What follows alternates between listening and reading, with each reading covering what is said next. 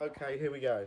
Hello guys, how are we all doing? Welcome back to yet another video, folks. Today we are predicting Premier League Week 30 for the midweek of football. Premier League is back, so after a couple of weeks away, the Premier League title race, top four, Europeans and relegation really heats up. We've got 10 matches to look forward to. Before you get into the YouTube channel, hit the subscribe button and give us a thumbs up, and let's smash 22 subscribers. Right, kicking off, Arsenal versus Fulham. The Premier League is back underway after a very long hindrance for many. We have a London derby at the Emirates Stadium to look forward to as Arsenal take on Fulham. As we head into the final 9 games of 2024-25 Premier League campaign, Arsenal sort of in a title race for the third successive season begins the match day sitting 12 points behind champions elite Liverpool. The Gunners will hope for a final push, all belted most likely for them. But they do have a crucial Champions League quarter-final tie against defending European champions Real Madrid in April to look forward to. They will still need to take this seriously to discover some much-needed fluency and consistency, particularly in attack. Fulham were immensely frustrated at home once again. They enjoyed a good cup run under Marco Silva, but the Cottagers yet to win a major honour. Exit at the quarter-final stage of the FA Cup due to their 3-0 loss at home to Crystal Palace at the weekend. But emblematic on their campaign, the West Londoners have been generally strong but widely viewed as having a good season. But they have put some real shockers in terms of performances. They could still, though, finish in the top 5 in the league this season, which is possible. Right, Arsenal have lacked fluency throughout this season, but Mikel Arteta's strengths as a coach have been ability to control the games, and their impressive defence remains strong with their best defence record in the league, conceding just 24 goals. That said, Fulham desperately needing a respond and looking for European qualification. May well be proved to be a good threat on the counter-attack in North London. The Gunners are favourites, but they may not be comfortable win for the host. But I'm going for Arsenal to win 2-0. Right, next up. Right, next up. Wolves. There we go. These are the two sides have changed their managers this season, but remain 16th and 17th in the table respectively, ahead of the 30th match day of 2024-25 Premier League campaign. Wolves versus West Ham. In mid-December, the former Porto boss Victor Piore replaced Gary O'Neill, and Wolverhampton Wanderers have been much improved. They have now opened up a 9-point gap between themselves and the bottom 3 in relegation places. Wolves head into the March international break on the back of a 2-1 defeat at the bottom of the table, Southampton at St Mary's a couple of weeks ago, courtesy of that Jordan Strand Larsson's brace, meaning they have managed just 1 defeat in their last 4 matches. And the former Brighton Hove Albion and Chelsea boss Graham Potter is the process-driven ideologic of a coach. So West Ham United, we're always going to have to be patient and try to get the improvement under the Englishman. And it has been relatively underwhelming start. He earned a reputation for playing nice football with a little end to product at both Brighton and Chelsea, and all belted. Juman Lopetegui was in charge just over half the campaign, but only the bottom 3. And Everton have scored fewer goals than West Ham so far this season. Wolverhampton Wanderers have now proven themselves to be capable of playing and scoring outside of excellent Mateus Cunha. All belted that aforementioned victory against Southampton was against the Saints side and that could still end up statistically the worst Premier League team ever. They have now faced a West Ham side that may enjoy some space, affording them by a Wolves side that will perhaps view home advantage as a reason to be outright on the front foot. As a result, both teams scoring may well be good for a bet for this one in Molineux, but I'm sitting on the fence for a 1-1 draw. Right, Nottingham Forest versus Manchester United. Nottingham Forest are enjoying in what is already a famous season for the club supporters, as Nuno Espirito Santo's High Flyers now welcome Manchester United to the City Ground. So Nuno Espirito Santo's Nottingham Forest move into the FA Cup semi-final for the first time since reaching the final in the 1990-91 campaign at the weekend, as they defeated Brighton & Hove Albion on penalties in the quarter-finals at the Amex Stadium.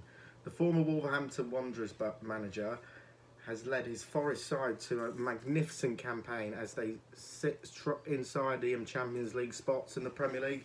They have a 7-point lead over the 6th placed Newcastle United ahead of this match day. We're about to come on to Newcastle for a little bit at the moment. As for Ruben Amorim, has endured a difficult time, but it's arriving at Manchester United for the Sporting CP in mid-November. But the Red Devils just about begin the show signs of improvement ahead of the March international break. They did lose to Fulham in the 5th round of the FA Cup in early March, but they are currently enjoying a 4-match unbeaten run of form in the league at the moment, as well as hammering Real Sociedad in the round of 16 of the UEFA Europa League. Right, throughout this campaign, Nottingham Forest have overperformed. However, signs of that what could be done were there in the back of end of their last season, but now they've managed to be as efficient and effective as Nuno's best sides of the past. But they face a United side. They've shown signs of improvement, but there is an argument to suggest the international break came at the bad time for Amorim's side, with home advantage siding with Forest would appear the way to go for this one. And I'm going to go for 2-1 Forest. 2-1 Forest. And say 2-1 Forest. Right. Southampton are still fighting to avoid becoming statistically the worst team in the Premier League history, and they are now welcome Crystal Palace down to the South Coast at St Mary's this week. But the former Roman boss Ivan Juric is in charge of Southampton side, and that begins this week's round of fixtures, having collected just 9 points from this Premier League season. But Derby County remain the team with the lowest Premier League points tally, earning 11 in 2007-2008 season. They went into the March international break on the back of a 2-1 defeat at home to Wolverhampton Wanderers in a game which Norway international striker Bjorn Strand Larsen notched the brace, but Wolves before eventually poor Hotche consolation. But the former Frankfurt boss Oliver Glasner has done a magnificent job in charge of Crystal Palace, with the Seagulls having returned to being one of the best sides in the Premier League since the slowest start to the campaign. But they are in mid-table, but could still qualify for Europe. But they have 2 ways of qualifying for the UEFA competition. They could squeak into it in the league, but they have also moved into the semi-finals of the FA Cup at the weekend, as they comfortably defeated Fulham by 3-0 at Craven Cottage. Southampton have been horrendous this season, both under Russell Martin and now Ivan Juric, but they have conceded 70 goals and won just 2 of their 29 matches in the league this season. That's not good enough. 17 points adrift, just 27 to play for. They have no chance of staying up. I think they will be relegated and finish bottom. They face the Crystal Palace side that have got to Wembley Stadium at the weekend, but that is one-off in terms of their form. But with the Eagles collecting the 4th most amount of points in the league since ending their winless start to the season in late October, Palace are firm favourites here, but their counter-attack style may make it fairly laborious for the neutral. And I'm going to go for a Palace win 2-0. And then Bournemouth versus Ipswich. AFC Bournemouth have endured a difficult couple of months and needed to prevent their season fading away. They welcome in relegation bound Ipswich Town to the Vitality Stadium this week. But the former Reino's boss, but they the former Reino philosophy boss Andolo Olaro will be a little elated with AFC Bournemouth last couple of months as they Cherries have slipped outside the top 8 or 9 spots in the Premier League, which could be enough to qualify for the UEFA competition this season. But as well as their poor form in the league, they have suffered a 2-1 defeat to Manchester City at the weekend at the Vitality Stadium in the quarter-finals of the FA Cup game, which they did half-time. Led before half-time strikes from Erling Haaland and Omar Mamouche. Kieran McKenna has earned plundersees this season with his Ipswich side, who have earned back-to-back automatic promotions to the top flight and proven themselves to be entertaining to watch, but a lack of competitiveness in terms of results leaves them bound for relegation. But the Toffees boss begins this week's round of fixtures sitting 9 points adrift for safety. They most recently suffered a 4-2 defeat at home to Nottingham Forest at Portman Road a couple of weeks ago and remaining winless in the league in 2025. AFC Bournemouth, with their intense and aggressive pressing style of football, perhaps attempting to deal with the fragile, but they are doing that badly, quite badly. But the Cherries have now not won a game inside 90 minutes in their last 6 matches across all competitions. They have now faced an Ipswich Town side. They may head into the final month and a half of campaign with a bit of pressure off, knowing their fate is most likely already sealed. So that could lead quite a fun to watch for neutral here now to the South Coast. I'm going Bournemouth to win 3-1. 3-1 Bournemouth. Right. Let's move on to Newcastle United are back in action after a trophy parade at the weekend. Magpies must now refocus at the visit of a smart Brentford side at St James's Park.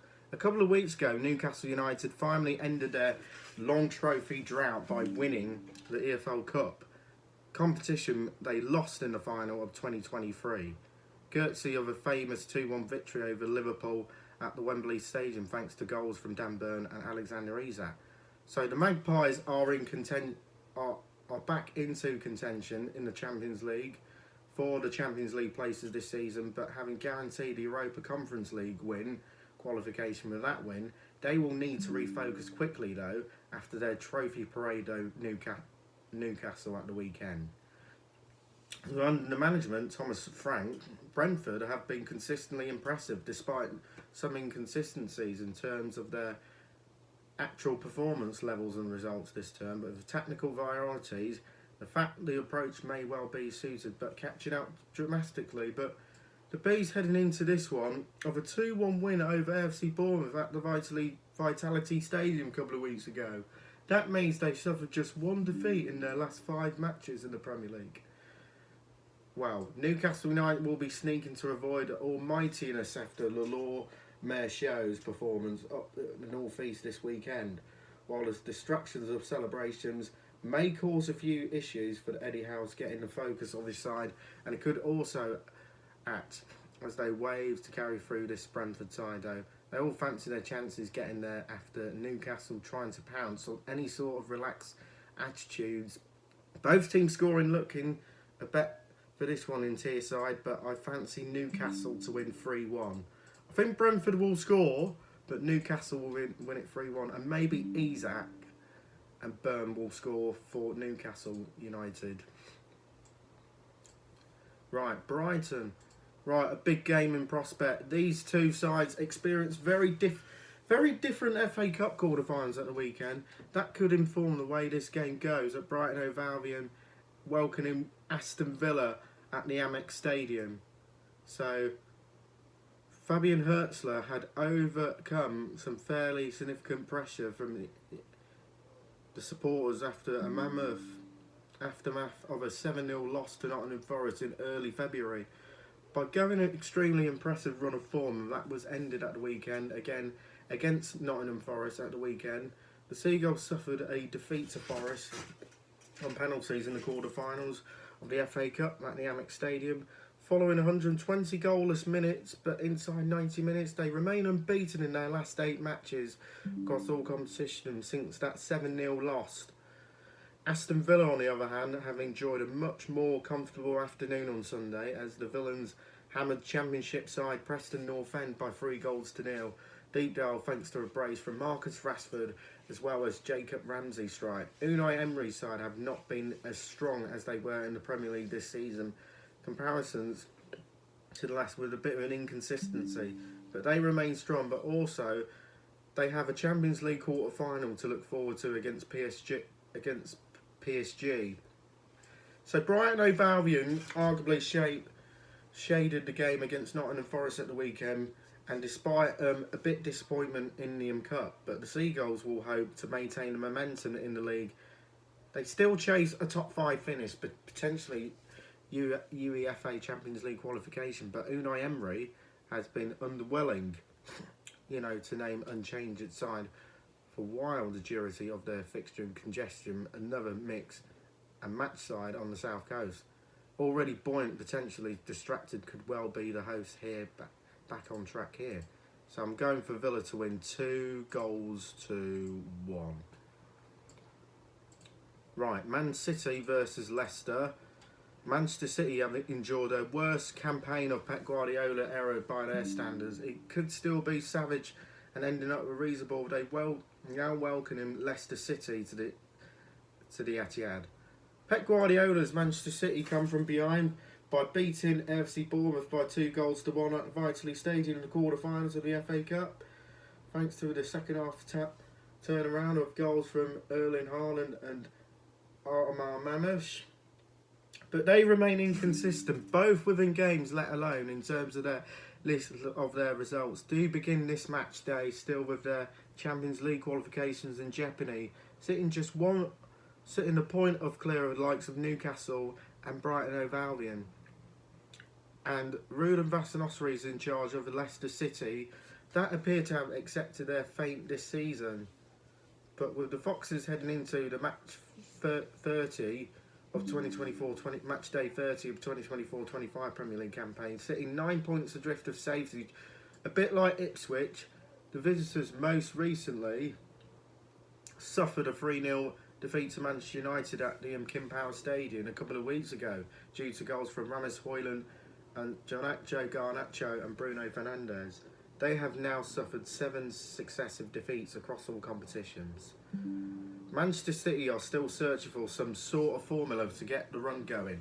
They can't just spend next month and a half looking for the technical solutions, because they still need of results, and both in the League Cup, and they face, though, a Leicester City side where experimenting may well be more than ideal for this one at the Etihad Stadium. A comfortable City win is to be expected for this one, even though they do rotate. Anyway. So I'm going for Man City to win 3-0. And then the Merseyside derby. This is the Merseyside derby at Anfield this week as the champions-elected Liverpool takes on Everton side, enjoying an impressive run of form following the return of David Moyes to dugout. It has been a difficult few weeks for Liverpool, as a Liverpool fan for me.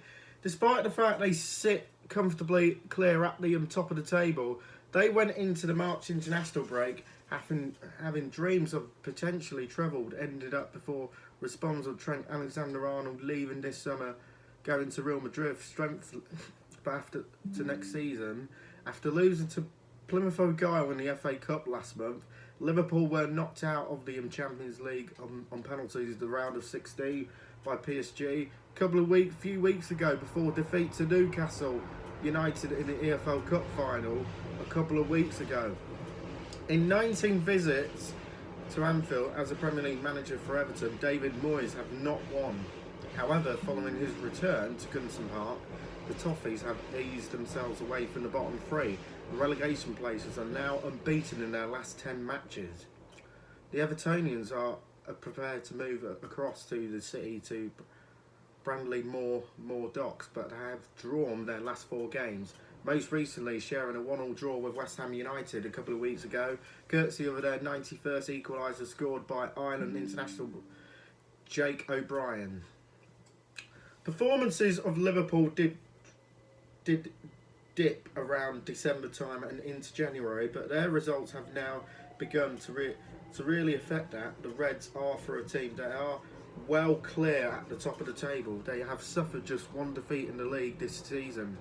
They have failed to win 9 of their 20 matches across all competitions in 2025. Everton have proven themselves a team that they are difficult to beat. None more than their last gasp, but James Tawaski equalises the reverse of Tawaski's reverse fixture between these two on the back of February and 45% in their games. In this calendar year, Liverpool have failed to win. They have now faced a side unbeaten in 9, but signing with visitors may be good value here. But I'm sorry, I'm going for Liverpool to win 3-1. And that final game, and then the last game on Thursday, a big London derby. Both teams don't like each other.